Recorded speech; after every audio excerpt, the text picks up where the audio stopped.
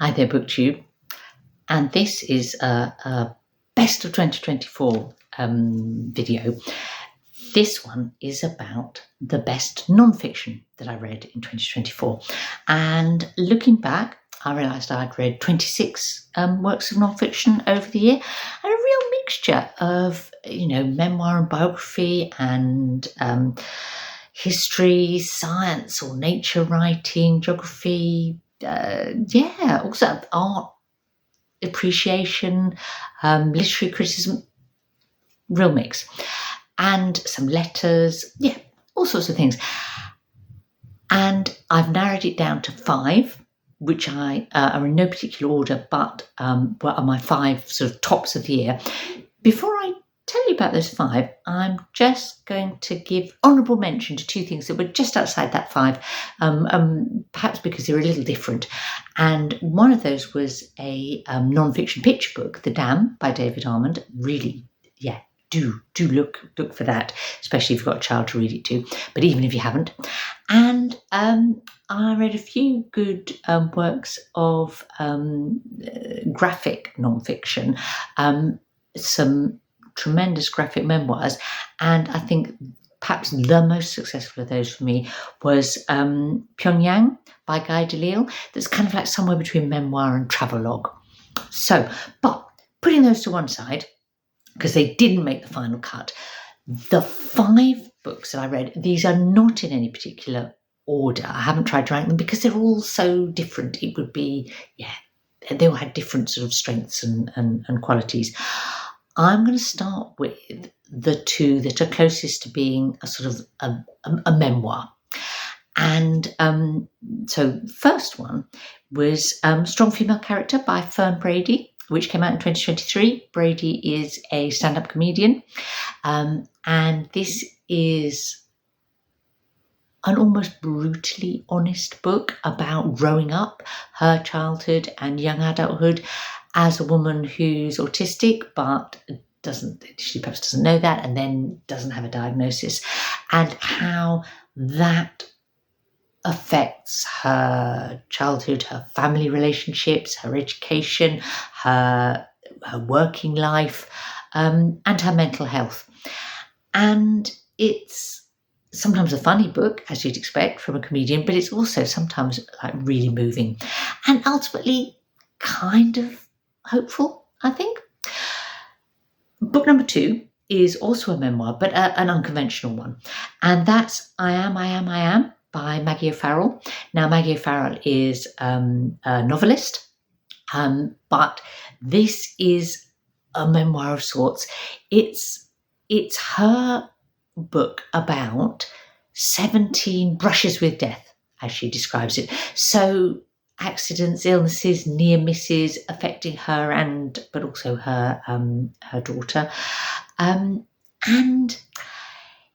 I think it's kind of a book that it's moving. Sometimes it's really tense. Sometimes it really touched a nerve for me of experiences that I've had.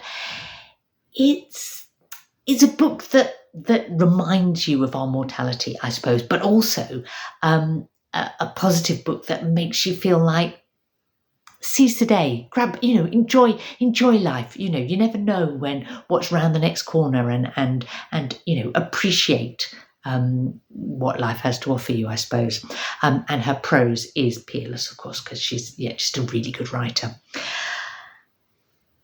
Book number 3 is in that odd kind of zone between memoir and travel writing and nature or kind of landscape writing, with a bit of kind of history and kind of cultural sort of stuff thrown in. Sounds odd, doesn't it? Very, very beguiling book. I loved it. And that's A Flat Place by Noreen Masud, also from 2023. And what she does in this book is she visits and writes about a number of the flat places in the United Kingdom. So places like Orkney and the Fens and Morecambe Bay and Orford Ness. And she writes about those places with sort of nature writing about the landscape, writing about the history, picking up on sort of folklore or literary connections, But at the same time, what she's doing is reflecting on her childhood in Pakistan and the trauma that was generated by her father's sort of violent or controlling behaviour, and how being in flat places is something that helps her find her mental stability, mental well-being, as sort of part of dealing with her complex trauma. As I say, it's a digressive book. I think some people would find it frustrating. I found it strangely enchanting, in fact.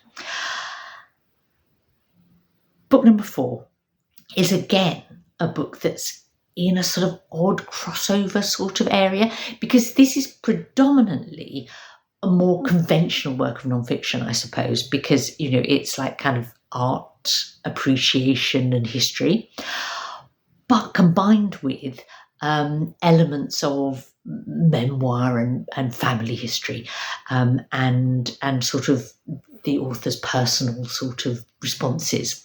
Let me explain. It's Thunderclap by Laura Cummings, and again came out in 2023, bit of a theme there.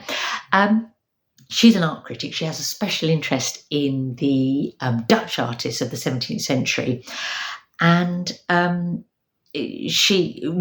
reading this book, you will learn a lot. I learned a lot about the artists of the Dutch sort of golden age that was the 17th century, particularly Karel Fabricius, but not only him.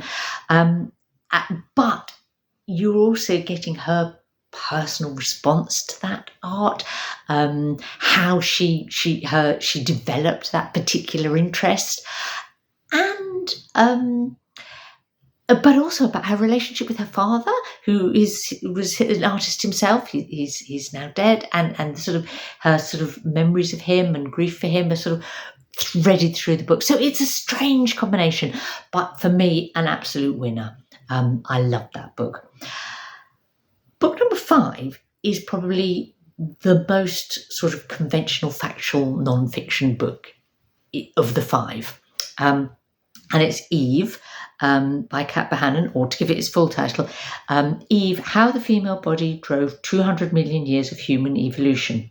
Also came out in 2023, as it happens.